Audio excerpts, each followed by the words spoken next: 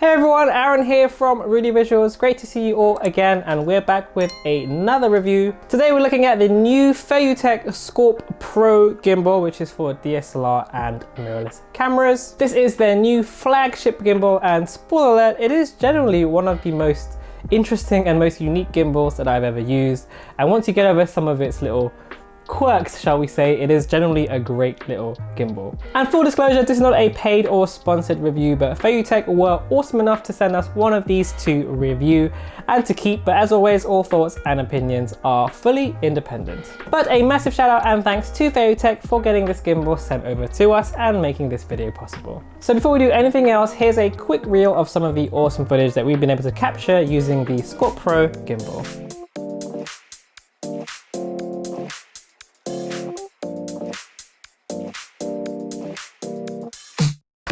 All I really take is a little taste. Island girl, blue eyes with a little bass. Here for the thrill, I don't need a chaser. Wanna vibe and get away. Shimmy, shimmy, yeah, I got the semi-fold weight. Don't step out the line like this a probate. You hit the line and try to locate. This for the time, got time for no day. Whoa, too many, I'm going. Too crazy and I got bad ones and they ready. A good time, so now it's into it, we left that.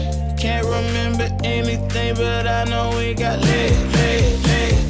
Good times, live in the moment, feel like summertime. Obsessed with nature, not a world mine. The room is spinning, but I feel fine. Oh my, chandelier limousine. So what did you think? Let us know in the comment section down below. So firstly, let's talk about the price. How much is the damage for one of these little beautiful things? Well, the Scorp Pro has an MSRP of around $659. So it's definitely not what I'd call a cheap gimbal. And for those of you unfortunate enough to be living in the UK, like myself, the price is actually considerably higher. There are also a couple of non-pro versions, which you'll see the prices right here, which are a little bit more reasonable. One of these might be a better option for you depending on what kind of setup you have and how heavy you need to go.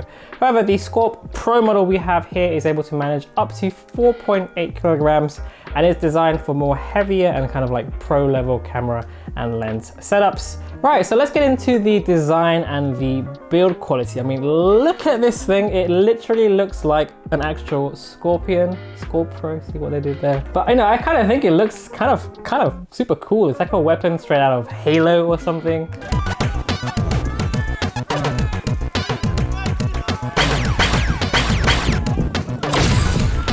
Admittedly, when I first saw it, it pretty much looks, the same as kind of a Crane 3 Lab, but we'll skip over that. The build quality, however, is great. The body is mostly aluminium alloy. There's also some nice rubber grips here and there on the wheels and on the grips and on the buttons, and they do feel really solid. The overall gimbal does feel very, very sturdy and solid. The thing does weigh about 2.1 kilograms though, so it's not what I would call light, but it's not unreasonably heavy either, depending on what kind of cameras you put on it. But we'll get into that a little bit later on. And here is everything that you get with the gimbal.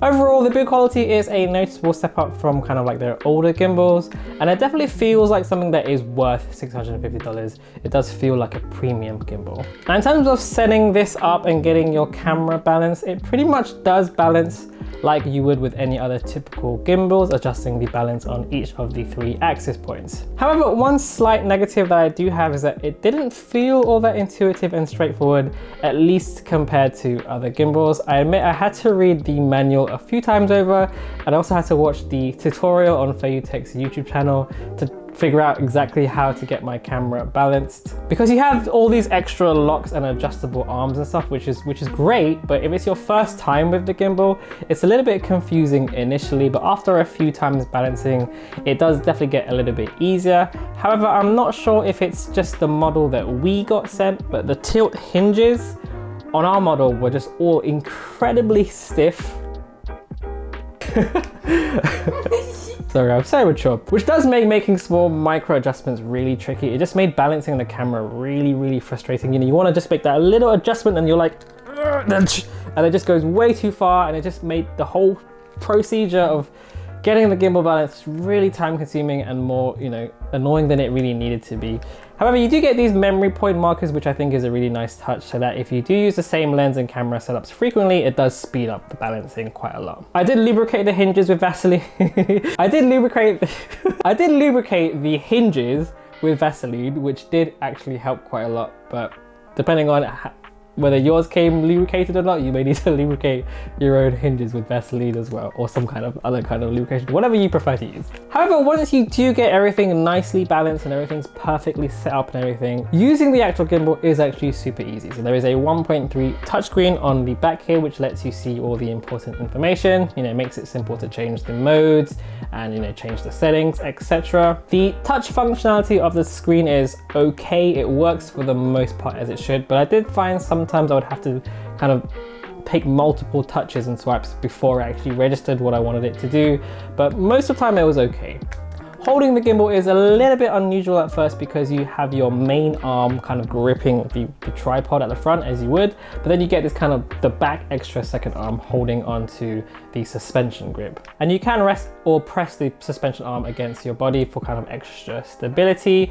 It's not perfectly comfortable in my opinion. It does feel a little bit odd at first. Of course, it also helps to make switching between handheld and underslung modes super easy, which I do absolutely love, in making it much easier for you to get those, you know, low down shots. I also like how they included this vertical mounting point, so you can also use your camera side on. And, you know, at my day job, for example, we shoot a ton of TikTok and Instagram video content designed for smartphone content consumption, so this feature is actually super easy and makes it super easy to shoot, you know, high quality videos on your camera for different kind of social media channels. One thing I would say though is I did use this for a longer wedding shoot recently, and after about, I don't know, like 2 or 3 hours or so, honestly my back was so achy. The way of holding the gimbal with one arm and then the other one back like this, I'm not sure it's the best choice from an ergonomics and like a posture point of view, at least not for like long shoots when, you know, you won't get much of a break. It could be because I'm getting older, maybe, I don't know, but there was something about the design of this that just didn't quite agree with my body from an ergonomical point of view. However, the knobs and everything, the buttons, they all feel great to use and are really nice and responsive. You can also use the knobs to control pan, roll, and tilt. You also have these 3 A, B, C buttons on the side here, which are used to set up specific modes with memory.